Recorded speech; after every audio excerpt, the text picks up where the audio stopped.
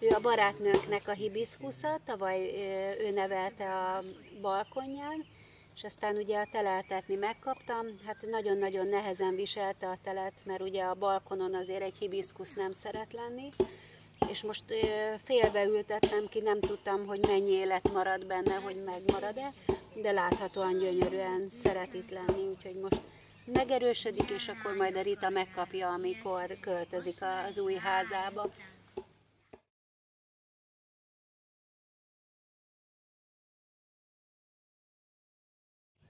Ő a fekete berkenye, ő egy kertészetből érkezett hozzánk. Körülbelül 10 testvére van itt több helyen elültetve. Nagyon remélem, mert még sose ettem fekete berkenyét, de úgy gondolom, hogy az élettani hatása miatt biotermesztésben is tökéletesen lehet, mivel hát erdei gyümölcs, találkozni vele. Mellette sarkantyúkát látok, ő még nem virágzik, csodálatos a levele, illatos, ha megszagolja valaki, akkor örök szerelemre lobban iránta. És itt, hogyha még az ember egy kicsit körülnéz, akkor itt egy pici juhar gyerek nevelkedik. Tehát itt minden egyes négyzetmétert be lehetne mutatni, 14 hektárnál ez igen nehéz dolog.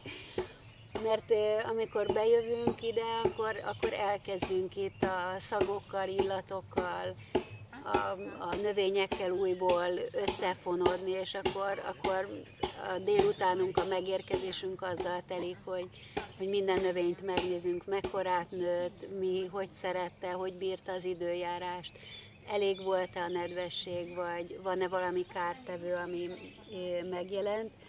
Úgyhogy, és akkor mindig találok ilyen kis csodákat itt mellette, ilyen kis virágokat, amit nem ismerek, vagy éppen ismerek.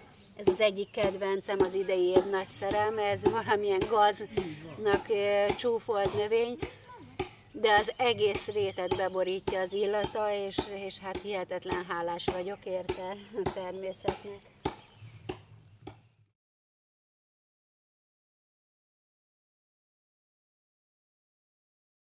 Ő az árpi juharja, gyönyörű szép vörös juhar volt.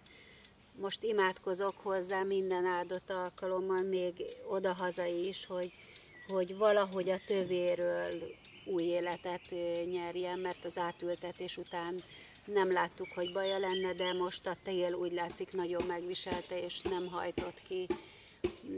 Igazából minden növényünket, ami odahaza volt, azt átköltöztettük, vagy amit lehetett, sajnos a nagy fákat nem tudtuk áthozni. De ő is odahazáról jött velünk, mert ezek nélkül nem lehetne itt, legalábbis én nem tudok virágok nélkül lenni, tehát ez egy borzasztó betegség. Minden növényre szükség van, minden virágra, minden kis bogára, ami mászik rajta, még a poloska is szép, amikor ezeken mász fel.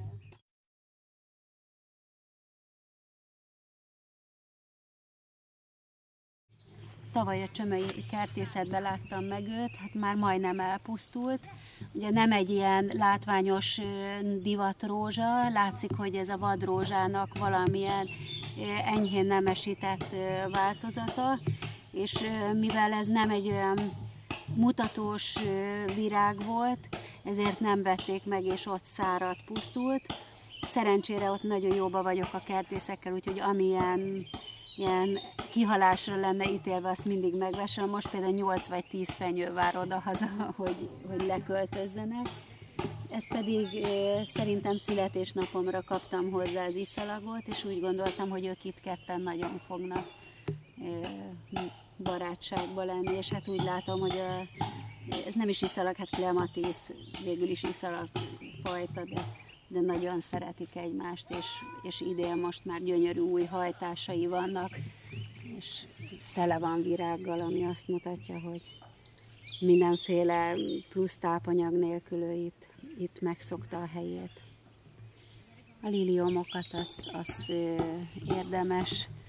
érdemes megnézni, gyönyörűek. Itt minden sort úgy szeretnénk, hogy ilyen lugasosan alakítsuk ki. Minden egyes négyzetmétert igyekszünk beültetni, mert hát elég sok mindent szeretnénk saját magunk télre is elrakni, a büdöskétől a paradicsomig, a málnáig, itt minden sorban, minden növény megvan. Őket mind magról neveltem, saját magjaim, ezek már a tavalyi itt nevelkedett gyümölcsök, meg zöldségeknek a magjai, és nagyon szépen itt meg fogják ők a maguk helyét találni. Holnap rendet rakunk, ki lesz szépen takarítva.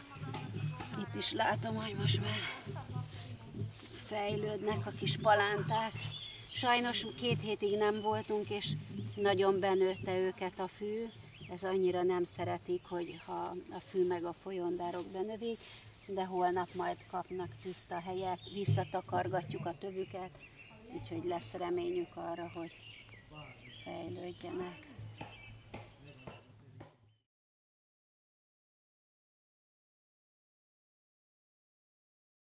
Kitaposták a kis almafájainkat, amiket ültettünk, és ehelyett kaptunk a gombakomposztosoktól mánatövet, úgyhogy most már ők is kezdenek magukhoz térni. Tájfajta almákat látni, mindenfelé azt ültetünk, amit lehetőség szerint őshonos magyar fajták. Hát ha minden igaz, akkor kisasszony alma, de ott például egy üvegalma nevelkedik, sajnos az őzek nagyon sok fánkat visszametszegetik, tehát itt is látszik, hogy már a tél és az őzek megtették a hatásukat, de ettől ők még töretlenül fejlődnek. Látom, hernyó is mászik rajta, megrágogatja kicsit, de minden alkalommal újra kapják a csalános gyógynövényes permetlevet, trágyázzuk őket, amikor így őszi-téli időszak van, és nagyon szépen mindenféle vegyszer nélkül megtalálják itt az otthonukat nálunk. Kapott tormát a tövébe, meg mi is kaptunk, mert nagyon szeretjük a tormát.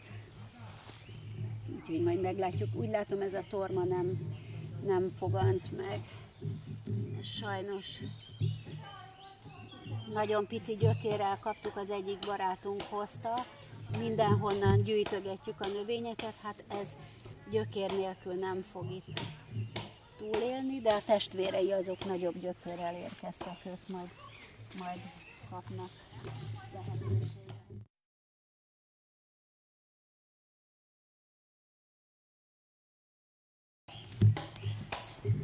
Imádom őket. Hát mind a legédesebb nektár.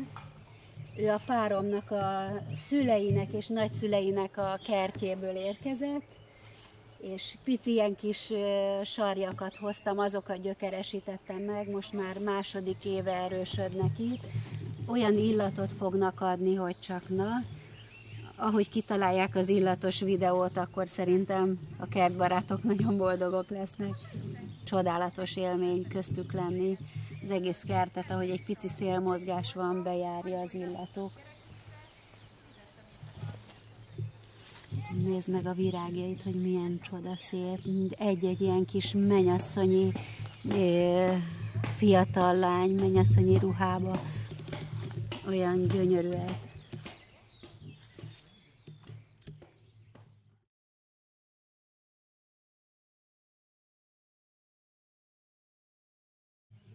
Magyar kajszifajta. Nem az ideális hely neki, mert itt Észak-Magyarországon a baracknak nem a tökéletes, de hát úgy reménykedünk benne, hogy itt is meg tudjuk azért tartani őket. Sajnos nagyon sok minden megviseli őket, amikor ültetjük őket. A tél is látszik a szárán, ilyen méviaszos sebkezelővel, mindig gyógynövényekkel lemosom. Minden héten átnézem, átválogatom, hogy a hernyók, ha vannak, azokat kézzel leszedegetem szépen, és kapják a megfelelő permetlevet, és a tövüket kitakarítjuk, és újra takarjuk, hogy jó kis csalános takarást kapnak, abból tudnak táplálkozni.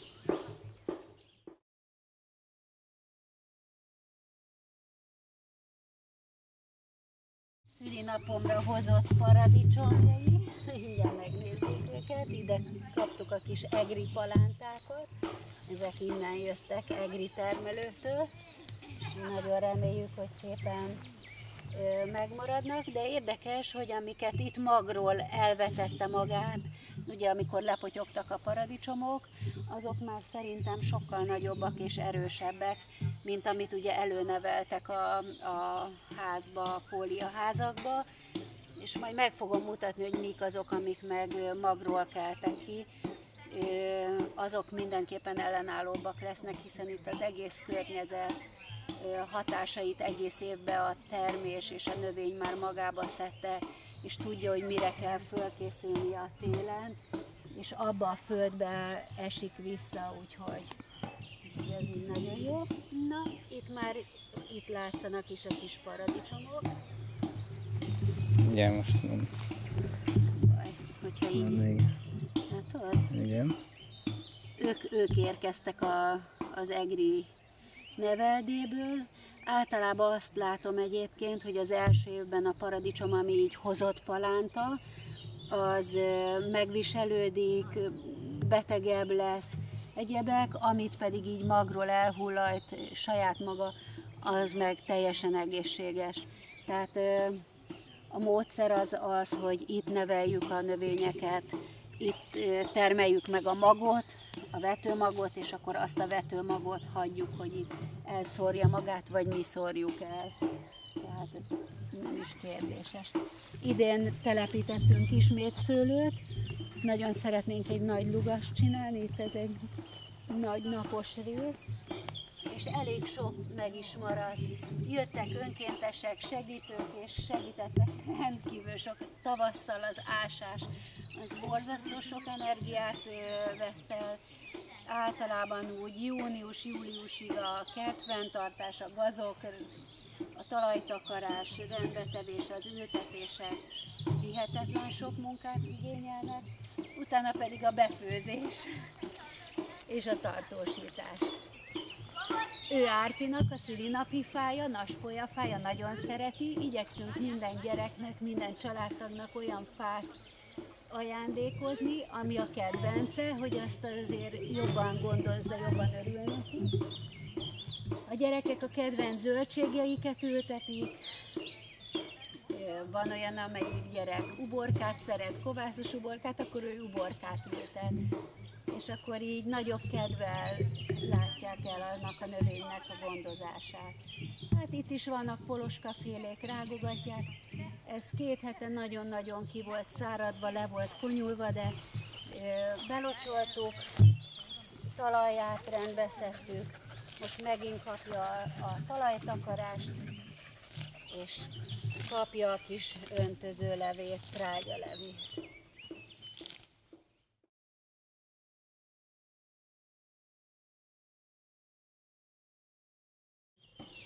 Ő a zöldzapfű, biotermesztésből érkezett, és itt a föld és a víz ezt hozza, hogy ilyen gyönyörű nagy. Itt minden nagy. Ő cukorrépa, Somogyban jártunk kirándulni, és a földek mellett volt cukorrépa. 3 darabot elhoztunk, szégyengyalázat ugyan, de azt szeretnénk, hogy magról már saját magunk fejlődjön. A cukorrépát átteleltettem egy kis cserében, és már itt vannak a virágja és a magja, úgyhogy most már innen származó magunk lesz, cukorrépa magunk. Ő a nagyon-nagyon írtanivaló, állítólag parlagfű. A gyerekünk, az egyik gyerekünk, Andriska nagyon sokszor jön, és akkor itt prüszköl, köhög. Mindig elrákcsel egy kis parlagfüvet, és onnantól fogva abba marad a köhögés, prüszkölés. Úgyhogy mi nem írtjuk, hanem mi örülünk, és keressük, hogy hol dugta ki a kis fejét. És akkor arra nagyon vigyázunk. Rengeteg növényről